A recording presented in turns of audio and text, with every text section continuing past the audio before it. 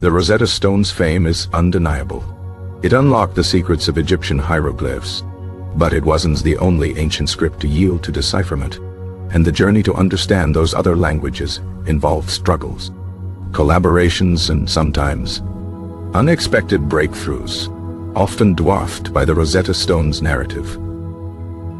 Before the Rosetta Stone, a vast landscape of undeciphered writing systems blanketed the ancient world. Monuments and tablets covered in enigmatic symbols, representing lost languages and vanished civilizations, leaving scholars frustrated and captivated in equal measure. The story of deciphering cuneiform, the writing system of ancient Mesopotamia, modern-day Iraq, Syria, and Turkey, predates and parallels the Rosetta Stone's breakthrough, showcasing a distinct, though equally arduous, path to understanding. Cuneiform, meaning wedge-shaped due to the tool used for inscription on clay tablets, originated around 3200 BC and was used by various Mesopotamian civilizations, including the Sumerians, Akkadians, Babylonians, and Assyrians, each adopting and modifying the system. Early attempts at deciphering cuneiform were hampered by the assumption that each symbol represented a single word or concept, rather than a syllable or a combination of sounds, a crucial misunderstanding that stalled progress for centuries. The Danish scholar Carsten Niebuhr made significant, though ultimately incomplete, contributions in the late 18th century by meticulously copying inscriptions from Persepolis and Babylon, providing invaluable visual data for future researchers, despite his failure to unlock the system's secrets. However, the true breakthrough came with the work of Georg Friedrich Grotefend, a German schoolteacher, who in 1802, based on comparing inscriptions from Persepolis, Old Persian, with similar inscriptions from Behistun Rock, tentatively identified the names of Darius I, Xerxes, and Artaxerxes, demonstrating that the script was phonetic, representing sounds. Grotefend's method involved recognizing proper names, which are often repeated and could be tentatively identified through contextual clues, although his understanding of the language itself remained limited. Building upon Grotefend's work, Henry Rawlinson, a British Army officer and amateur linguist, made substantial progress in the 1830s and 1840s by meticulously copying and analyzing the Behistun Rock inscription, a massive multilingual monument detailing the reign of Darius I. The Behistun inscription was critical because it contained the same text in 3 languages: Old Persian, Elamite, and Akkadian, a later form of Babylonian, providing a vital key for comparison and decipherment. Rawlinson's approach combined linguistic insight with painstaking observation. He recognized the relationship between Old Persian and Avestan, the language of the Zoroastrian scriptures, and utilized this knowledge to understand the phonetic structure of the Old Persian portion of the inscription. His work on the Old Persian portion of the inscription established a solid foundation for deciphering the Akkadian portion, which proved significantly more complex due to its greater antiquity and different grammatical structures. Meanwhile, Edward Hincks and Julius Oppert also contributed significantly to the decipherment of Akkadian, each developing their own independent methods and interpretations, further refining the understanding of the cuneiform system. The collaborative and competitive nature of the cuneiform decipherment process, with multiple scholars working simultaneously, highlights the challenges and rewards of unlocking ancient languages, a dynamic that mirrored and contrasted with the Rosetta Stone's more centralized narrative. While cuneiform's decipherment shared some similarities with the Rosetta Stone's in its reliance on multilingual inscriptions, the context was fundamentally different. The Rosetta Stone had Greek, a known language, providing a direct comparison, whereas the comparison between Old Persian, Elamite, and Akkadian was more indirect and required greater linguistic ingenuity. The story of Linear A and Linear B, the writing systems of Minoan and Mycenaean Greece, offers a different but equally fascinating case study in decipherment. demonstrating the importance of archaeological context and the role of educated guesses.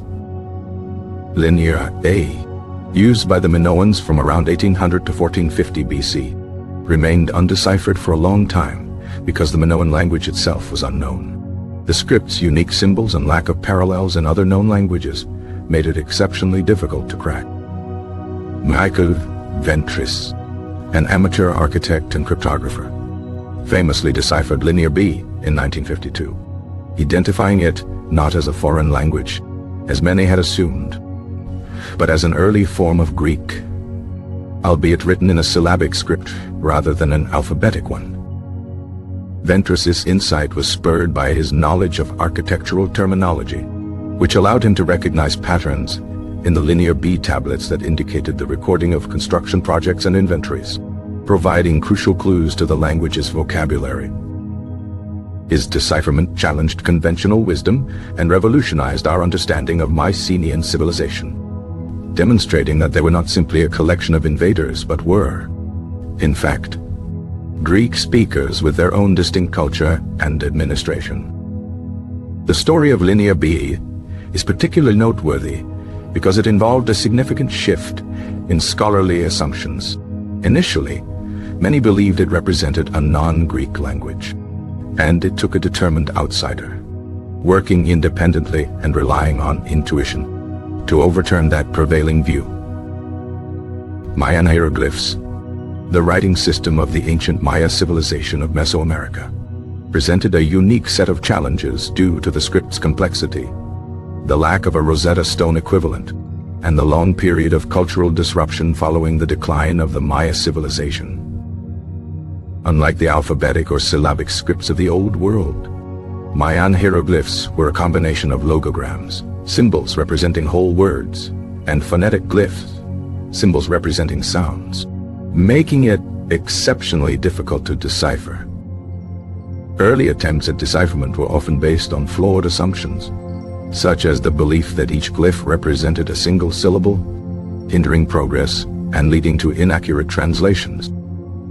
The breakthrough came in the latter half of the 20th century with the work of Yuri Norozov, Tatiana Proskoryakov, and Linda Shaler, who independently developed methods for identifying glyphs and understanding the grammatical structure of the Mayan language. Proskoryakov's key innovation was the realization that glyphs often represented place names and dates, allowing her to identify glyphic sequences related to specific historical events and rulers, establishing a chronological framework for understanding the inscriptions. Norozov's application of structural linguistics allowed for the recognition of phonetic glyphs, while Shaley's work on dynastic histories provided context for interpreting the inscriptions within a broader cultural and political landscape. The decipherment of Mayan hieroglyphs was a collaborative effort that spanned decades, involved scholars from multiple disciplines, and ultimately provided a wealth of new information about Mayan history, religion, and social organization. The story of the Indus script, used by the Indus Valley Civilization, c. 3300 to 1700 BC, remains an enigma, despite numerous attempts. The script remains largely undeciphered, presenting one of the most significant challenges in the field of decipherment.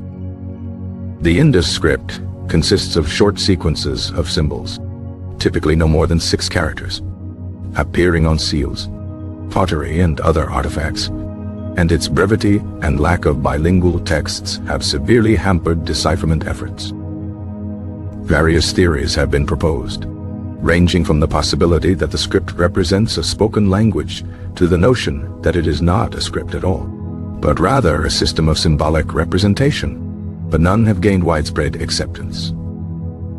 The absence of a Rosetta Stone equivalent, coupled with the scarcity of inscriptions and the uncertainties surrounding the Indus language family, has made decipherment an exceptionally difficult task, highlighting the crucial role of context and comparative data in unlocking ancient scripts.